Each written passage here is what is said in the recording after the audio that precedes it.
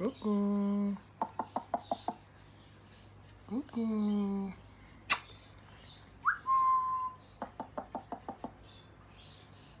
كوكو.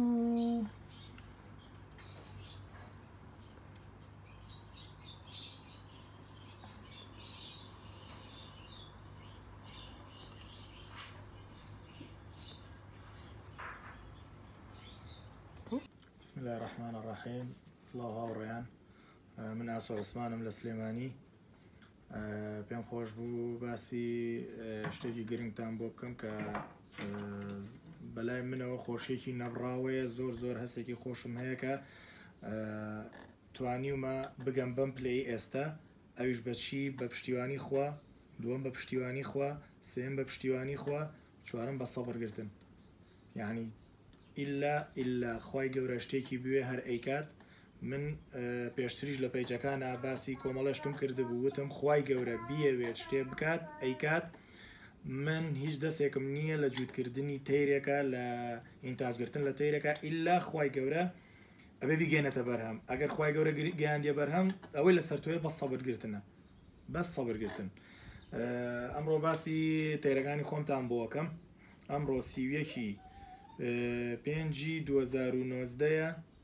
سوپاس بۆ ئەو خوایە من پار لە مانگی یەکە تەیرێکی ئەمازۆنم کڕی، بلو فرۆنتت مێە بوو، قسەی ئەکرد گۆرانی ئەوت ماڵی بوو. کاتێ هەستم کرد ئەم تەیرە گەورەیە، تەمەنی لەسەر و 6 ساڵ، لەسەر و 7 ساڵەوەیە. دەستم هێنا بە پشتی و ئەمانەیە فسیدایە، تەواو هەستم بە نیشانی مێەتیە کردایە. سپاس بۆخوا دوای 2 مانگ هەوڵم ما بە گەڕان و بە پرسیار و ئەملاولا ماڵ 1-2 برادر ئاوا بێ پێیان وتم کەسێک هەیە لە هەولێر، جا زۆر کەمە نازانم ئاگادار بن ئەوەی کە ئەم ئەمەزۆنی هەبێ نازانێ نێرە مێە، وتی کەسێک هەیە لە هەولێر ئەمەزۆنێکی هەیە و بینیومە سەی سەر و شکڵیمان کردووە، زۆر تووڕە و ئەمانە دیارە، چۆنەڵی سیفاتی نێرەتی تیا زاڵە. وتم ڕقەمەکەیم بەرە ڕقەمی یامێ و تەلەفۆنم لەگەڵا کرد. سوپاس بۆخوا نەیفرۆشت بوو. ئەمە باسی مانگی سێتان بۆکەم پار لە بەهارە.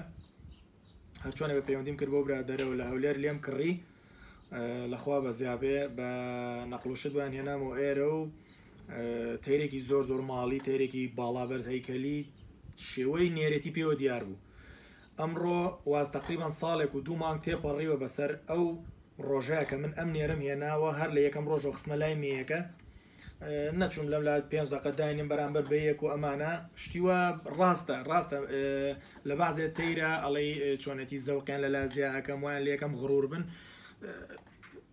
ئەگونجێ، بەڵام ئەگەر تەیرەکە خۆیان بیانەوێ جوود بن پێویست بەوە ناکات کە تۆ ئەوە نەترست لێ هەبێت لە جوودکردن. من ڕاستەوخۆ قەفەزێکم بۆ پیاکردن وتیان ئەبێت لە ژوورا بێ لە مەیا بێوتم نە، قەفەزێکم بۆ پیاکردن قەفەزێکی تقریبان مەترێک بە 70 سانتیم ئەبێت، مەتر بە 70 سانتیم ئەبێت. خۆم هەوڵما لە یوتیوب لە ئینتەرنێت شێوازی دروستکردنی کولانەی توتیم وەرگرت، قیاسەکەی تقریبان ئەبێ قیاسێکی گەورە بێ، بە ئیسراحەت بتوانن نێرومەیە تیایە هاتوچۆ بکەن. ها بابە بگرە بابە، بۆم دروستکردن، خۆم بەدەستی خۆم کولانم دروست کردووە. سپاس بۆ خوا. ئەمە زۆر خۆشیەکە، یعنی من دەستمەدە ئەو خۆشیەکە ئیشەڵڵا هەر کەسێکی تر بیەوێت لە کوردستانە، خاستەن لە سلێمانیە، بە دوای شتێکی وایە بگەڕێ من هاوکاریە بم، پرسیارێکی هەیە جوابی بەمەوە لە خزمەتیان.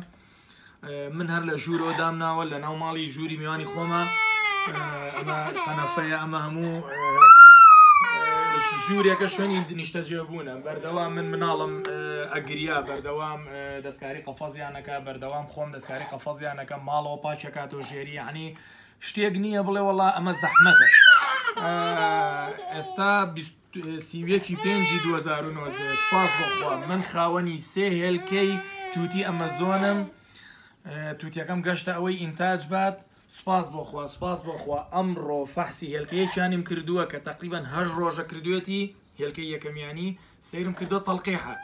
یعنی ئەمە خۆشیەکە من پێگەیشتوم ئیشەڵڵا هەر کەسێک هیوایەتی بێ، هیواداری ئەوە بێ کە بگا بە شتێکی زەحمەت، ئینتاج لە شتێکی زەحمەت بگرێ، پێی ئەگات بەمەرجێ سەبری هەبێ بەمەرجێ تەوەکولی بەخوای گەورە قایم بێت ئەمە هەموو ئەو ڕەئانە ڕەت ئەکاتەوە کە ئەو ڕەئیانە ڕەت ئەکاتەوە کە ئەڵێن وەڵا ئەم تەیرە سەقەت کراوە من خۆم لەوە ئەترسام تا دوێنێش کە نموێرە فەحسی هێلکەکان بکەم ئەڵێن ئەم تەیرانە دەرزیان لێدرێ بەر ئەشیعاکەون حاڵ و مەسەلە ئاوە ئەمە دوورە لە ڕاستیەوە تکاتان لێ یەکەم مەچنە ژێر باری قسەی کەسێکەوە کە فڕی نییە بە تێ بەخێوکردنەوە ڕێزم هەیە ئیتر ئەگەر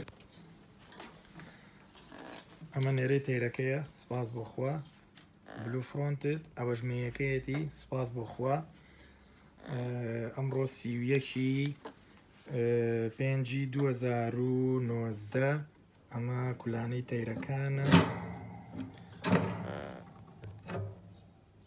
دیار نییە ئەو گوڵەپۆم بۆڵکە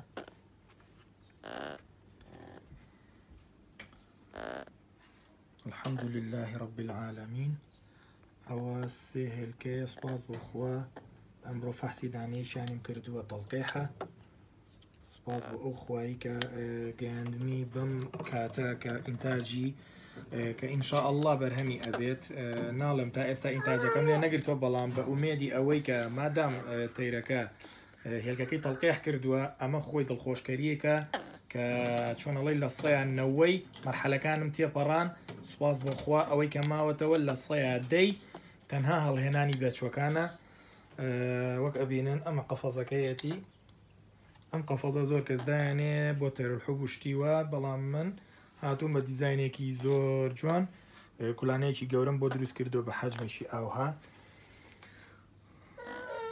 لە ناو ژووری میوانی خۆمایە سوپاس بۆخوا براتان ئاسۆ عوسمان سۆفی سیویەکی پێنجی 2019 شاری سلێمانی خۆشەویست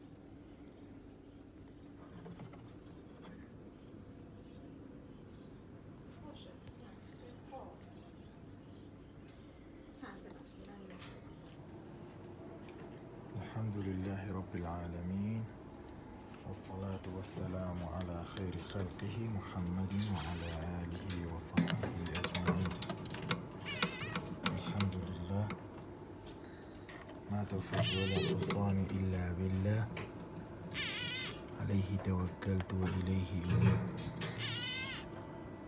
أحمده وأشهد أن لا إله إلا الله وحده لا شريك له وأن محمدا عبده ورسوله سپاس بۆ خوا ئەمڕۆ ویستی 6/2019